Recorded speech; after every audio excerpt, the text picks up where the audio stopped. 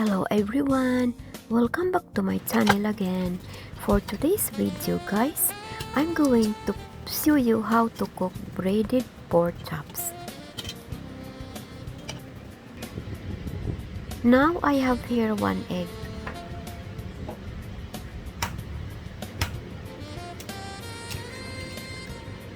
I-mix lang natin yung isang itlog para sa ating pork chops. Tapos itabi lang. First, mag-prepare tayo ng ating bread flour para sa ating pork chops. Potato flour yan. O taufan sa Chinese. Siguraduhin lang natin na ma-cover up lahat ng flour yung isang pork chops para hindi siya mahirap prituhin mamaya.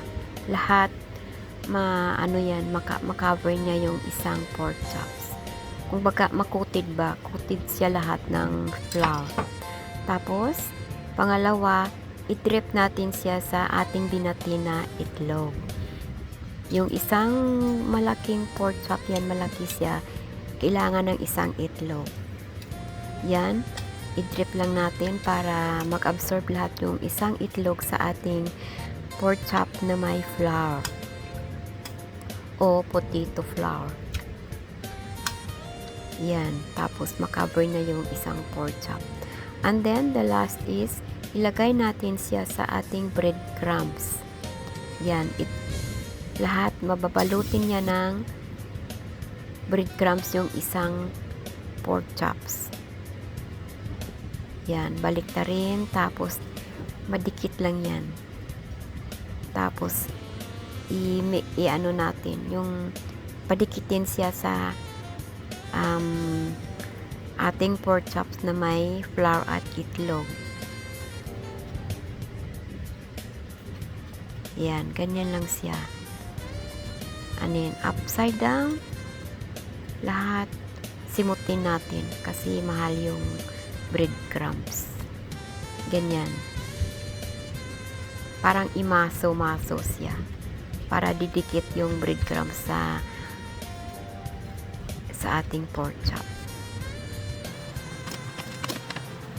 Yan. Nakanta na yung aking cooking oil, yung dyan natin ipiprito. Tapos, ilagay ko lang siya dyan. Within 1 minute, huwag yung galawin para hindi masira yung breadcrumbs. Yan lang.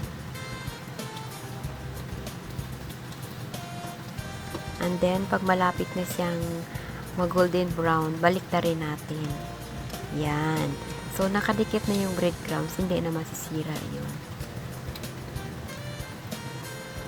And then, sa kabila, mag-prepare ako ng hot oil para sa aking tomato. Kasi, with matching tomato yan. Para yung pang-dekorasyon ba, o pwede na rin kainin. Yan, nasa kabila yung aking isang tomato. Hiwa ko sa 3 slice. So, yan ang kanyang dekorasyon. At saka mamaya, maghiwa ako ng cucumber. So, ayan, tingnan nyo guys. Ang ganda ng kulay, oh. Yan, malapit na. So, pwede nyo nang balik na rin kasi nakadikit na yung breadcrumbs sa ating pork chops. So, madali lang lutuin guys. Oh. Pero kailangan i-marinate yung inyong pork chop. So, depende kung paano kayo mag-marinate ng pork chop. Sa sunod, papakita ako sa inyo kung paano ko i-marinate yung pork chops. Yan, pwede nyo nang balik na rin ulit para hindi siya masunog. And every 1 minute, pwede nyo balik na rin. So, ayan na guys, oh, luto na siya.